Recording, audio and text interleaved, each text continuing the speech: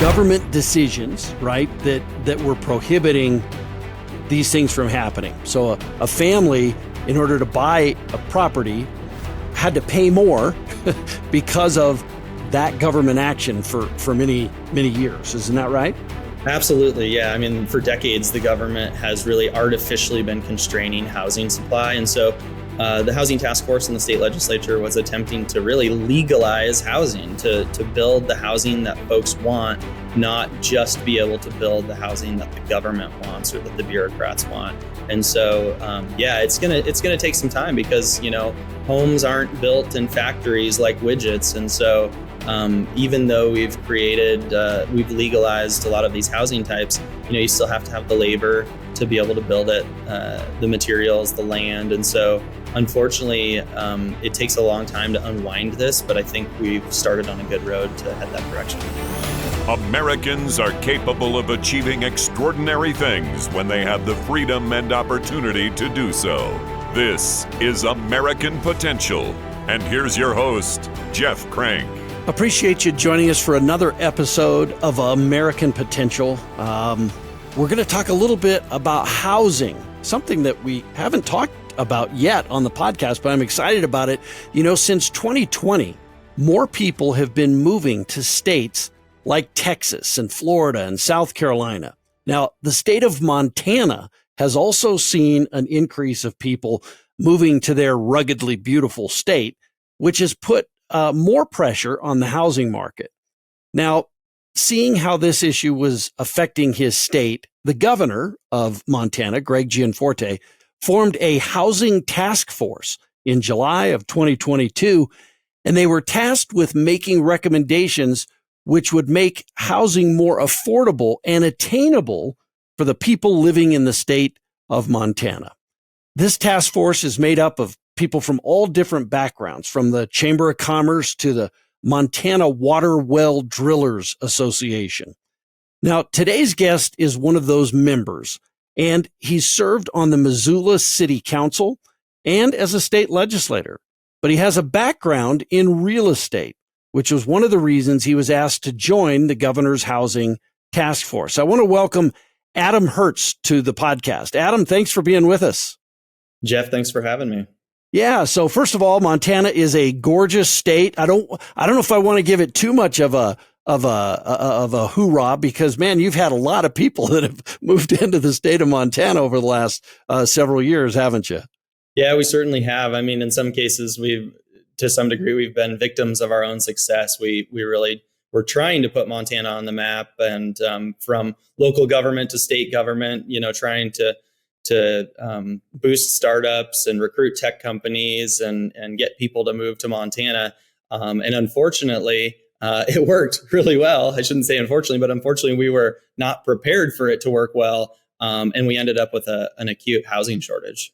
Another thing that's really, and I've really seen this, I live in Colorado and we've seen it too. But, since COVID, I think there've been so many people that figured out they didn't have to, be tied to the big city that they lived in or whatever. So they decided to move to a place that's more enjoyable for them. And I know that that's certainly driven a lot in Colorado. I know it's driving a lot in Montana, but also the other thing that you guys are doing, you're doing it right. And a lot of the policies in Montana are helpful in you getting people to move there. Some of these states, we all hate to mention it, but California being one of those, people are just leaving because they're just tired of the kind of crazy government regulation and that sort of thing. And Montana offers a respite from that as well, right?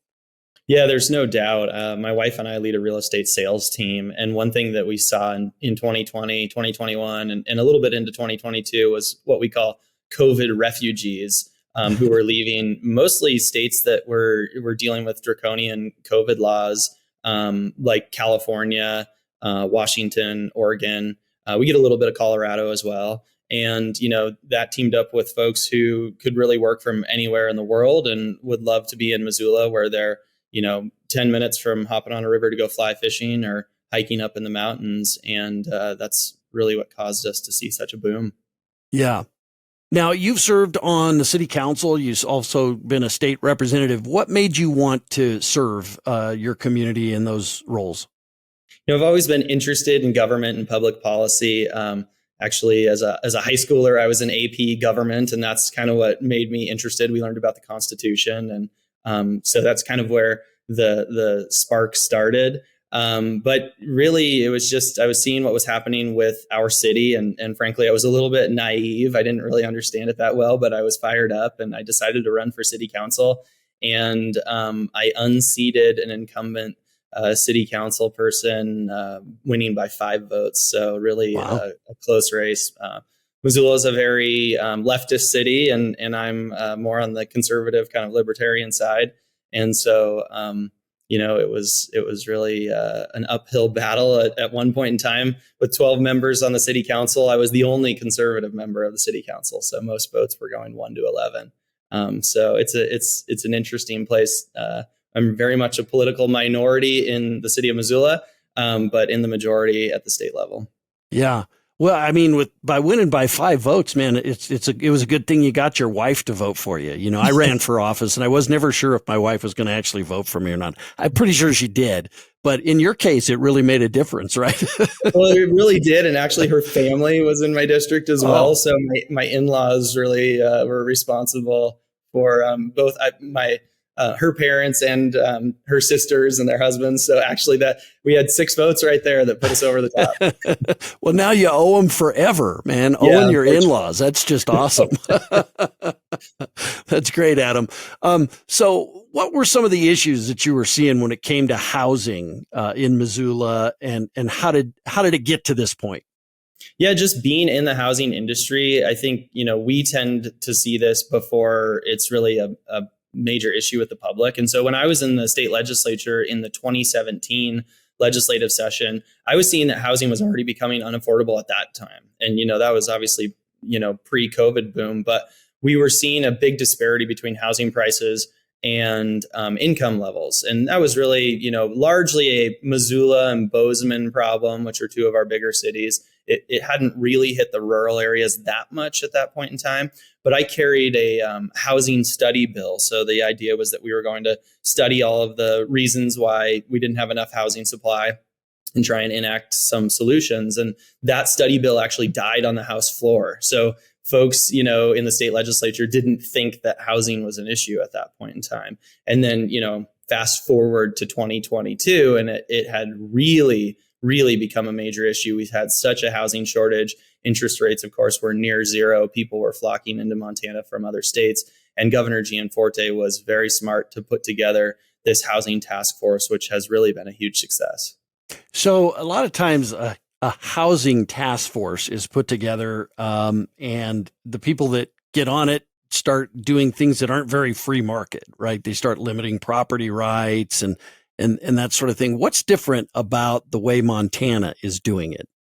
Well, Governor Gianforte comes from a private sector background. He founded a very successful tech company, eventually brought it public and sold to Oracle. And so he really understands how to get things done and how to build teams. And so he put together a really diverse bipartisan team for the housing task force. He wasn't pushing an agenda from the top down. He just put together folks that he knew understood the issues and let us take it from there. And so his great leadership and the great folks that he put on the housing task force, I think, are really what made it so successful. We also were given a really short time frame. So the housing task force was first announced in July of 2022, and the legislative session, which Montana meets every other year, starts 6 months later in January. So we had a really short time frame to really study the issue, come up with suggestions on policy changes. And so, we had to hit the ground running and really do good work.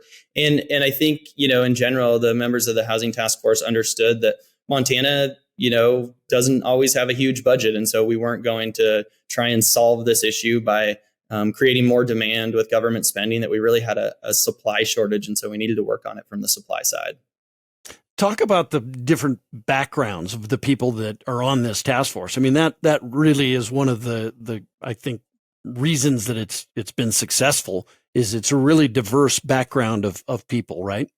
Yeah, absolutely. I mean, it truly was a bipartisan effort. We had legislators from both sides of the aisle, former legislators, data scientists, we had economists, people from the Well Drillers Association, like you mentioned, builders, real estate developers, just, concerned community members, really a diverse background across the state, leaders from tribal nations. I mean, we had folks from really small rural areas that see different challenges than, some of our larger cities. So you came up with some solutions. Let's talk about some of the solutions you came up with, the proposed legislation that you put forth, and then eventually got passed. Yeah, there were dozens of bills that eventually did get passed. Many of them came from the Housing Task Force suggestions, and some of them, were just a grassroots effort in the legislature. But some of kind of what I would call the lowest hanging fruit that can more immediately bring supply to market were bills like SB 323, which legalized duplexes statewide. So if a lot is zoned for a single family residence and it's on city services, meaning city sewer and water, it can now have a duplex on that lot, and the cities can't, create loopholes and make it difficult. If you can put a single family home, you can put a duplex, and so that brings an increased number of houses to market. Right now, with high interest rates, some of our first-time homebuyer clients are looking to buy a duplex so that they can live in one unit, rent the other one out, have some help paying their mortgage. It also, creates affordable townhome ownership. So you can build a duplex, draw a line down the middle and create separate ownership units on each side. And so that one's kind of a low-hanging fruit that's been popular, in other jurisdictions, but it really was nearly unanimously passed in Montana. Another one that was similar was SB 528, which legalized accessory dwelling units statewide, again on city sewer and water. That was just one where maybe older folks can convert a garage to a housing unit so they can rent it out and continue to pay their property taxes, or any number of setups that you could do just to increase the supply of housing without really having to bring in a lot of new infrastructure or any government spending. It's really a free market solution where folks can take existing buildings and repurpose them or build new buildings on their land to be able to rent out. Now, I want to talk to you about some of the other solutions, but I want to point out that both of those, in this podcast, we talk about this a lot. Government imposed barriers, right? I mean, that's for however many years, however many decades, perhaps Montana had a prohibition, I guess, on duplexes and these secondary dwellings on a lot. That's a government imposed barrier to housing. And you guys really figured out a free market way to say, we're not going to do that. We're going to get the government out of regulating this. Were cities doing that around Montana? There were some cities where accessory dwelling units were legal. And, most cities have certain zoning districts where duplexes are legal. But if you go back 80 years or 100 years, really predating zoning in most of our cities, most of the most beloved neighborhoods in our cities predated zoning. You'll see single family homes and townhomes and condos and apartments all in the same neighborhoods, and it works really well. And those are some of the most beloved areas, certainly in Missoula. The university district is really eclectic. And then zoning came about. And in many cases, it was rooted really not in health and safety, which is an understandable reason for zoning. We probably shouldn't be building a coal-fired power plant in the middle of the university district for health and safety reasons. But really, a lot of these zoning laws were rooted in racism and classism. And so that's kind of what appealed to the left side of the aisle, is really that social justice part of it. And I think the right side of the aisle was really looking for free market solutions. And those two things really aligned. Yeah. And I can't point that out enough, that government decisions, right, that were prohibiting these things from happening, right? Either a duplex being in a neighborhood or whatever, that's artificially driving up the cost of a home. So a family, in order to buy a property, had to pay more because of that government action for many, many years. Isn't that right? Absolutely. Yeah. I mean, for decades, the government has really artificially been constraining housing supply. And so the Housing Task Force in the state legislature was attempting to really legalize housing, to build the housing that folks want, not just be able to build the housing that the government wants or that the bureaucrats want.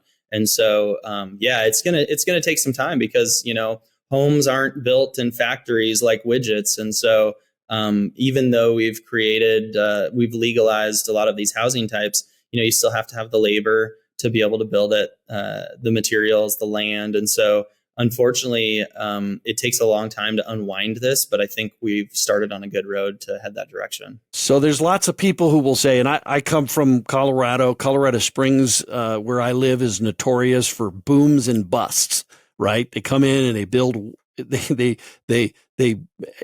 build all kinds of stuff. And then all of a sudden there's too much supply. And so all the developers say, woe is me. And they stop building for a while. But, that's the market. And I would rather that they're risking their capital in doing that than having the government like dictating it and driving up the cost of housing on families. And so, I mean, that's the great thing about what you've done is you've allowed the market to have more say over housing, the supply and demand of housing as dictated by families choosing what kind of house they want to live in and where they want to live and all those things. That's driving it rather than government dictates and bureaucrats. Yeah, exactly. And, I do some real estate development, and I've always told people I don't see other real estate developers as my competitors in town. We're all competing against the government is the way that it has felt for a really long time is, we haven't had to build the very best product or, be in the best neighborhood or really always seek those efficiencies because the market was so constrained. There was such a supply shortage. All we needed to do was get through the government barriers to be able to put housing on the market. And that's not the way it should work. We should be competing. Yeah.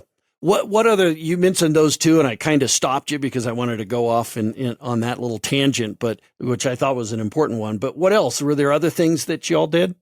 Yeah, another big one was SB 382, which was a complete rewrite of Montana's subdivision laws. So Montana first passed the Subdivision and Platting Act in the late 70s, and it had been kind of tweaked a little bit here and there over the years, but really had never had a major overhaul. And so there was a complete overhaul. They call it the Montana Land Use Planning Act now. And so instead of, having this long drawn out public process, subdivision by subdivision, it really creates kind of a front loaded process where cities and counties have to look at their growth area and sort of in some ways pre-plan where growth is going to happen and have all of the public hearings up front so that folks can kind of look 5 or 10 years out and see what's going to happen so that every time a subdivision is proposed, the town doesn't show up with torches and pitchforks and, all of the usual, traffic concerns and this or that all of that is kind of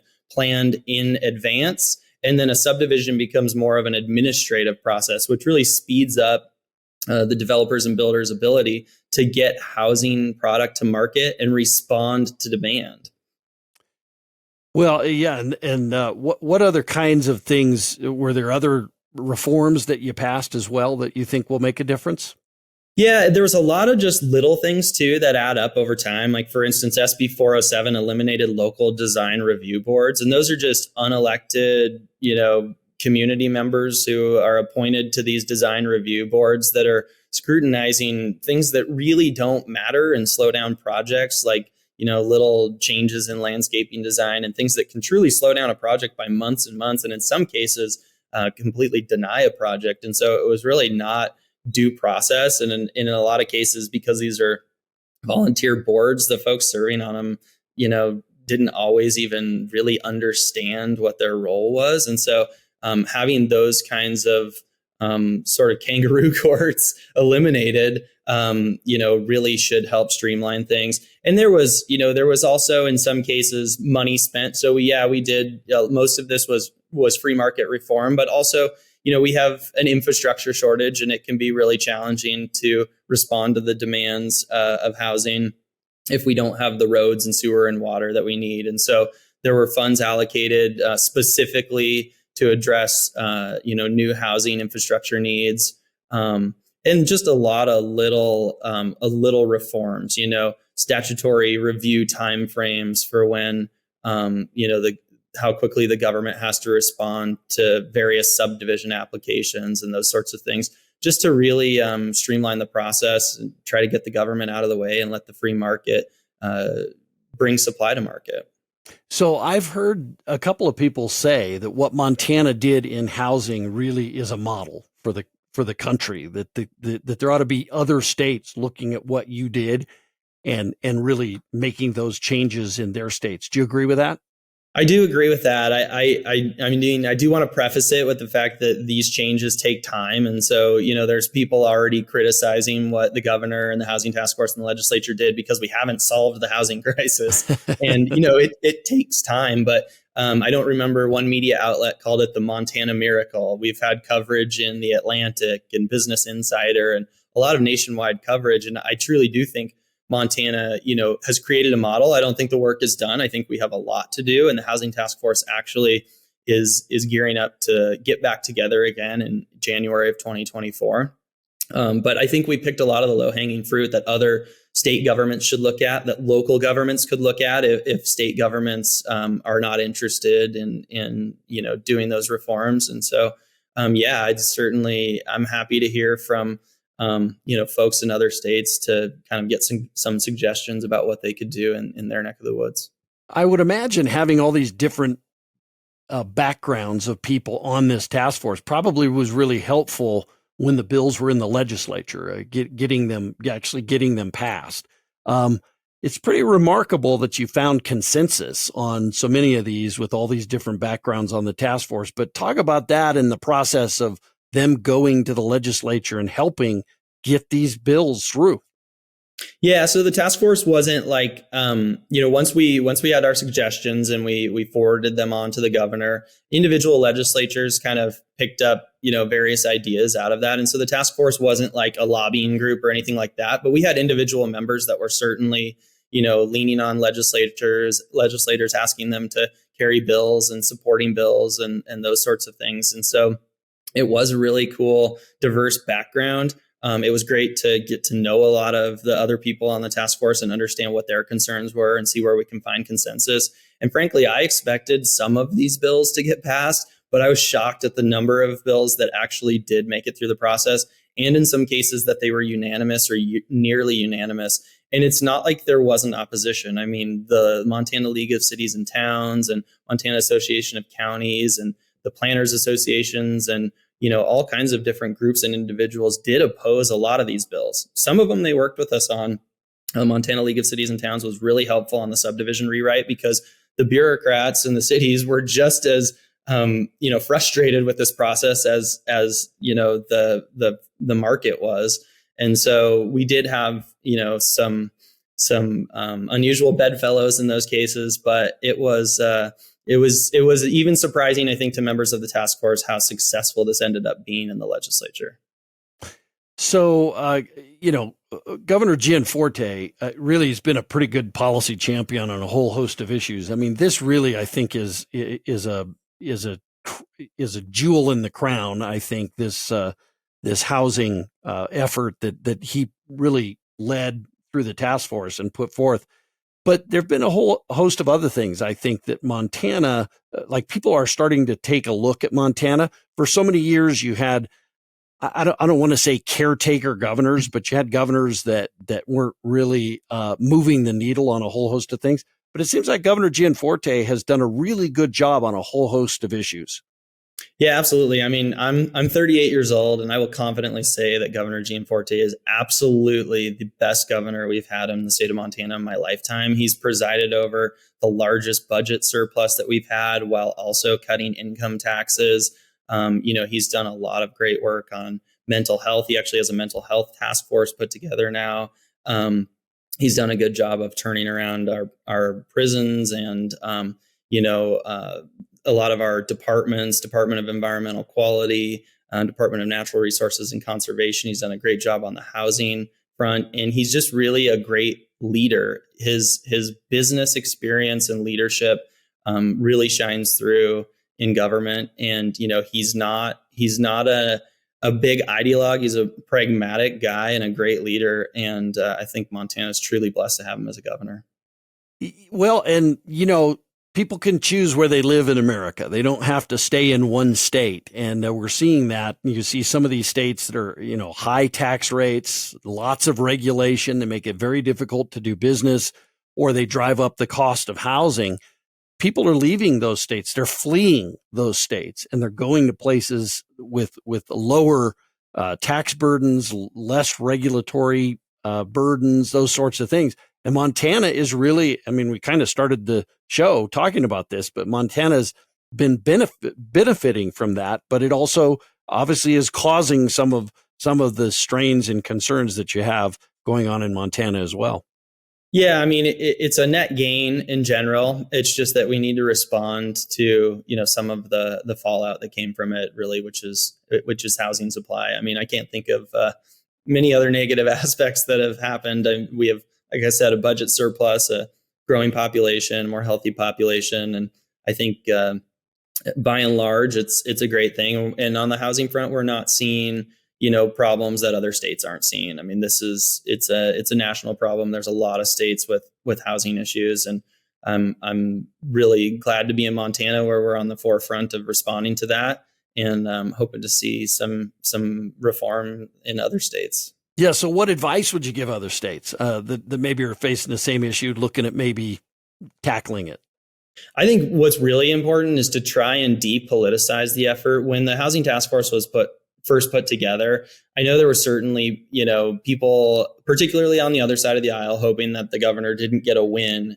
And it's like, we got to step back. This isn't about political wins. It's about solving an issue.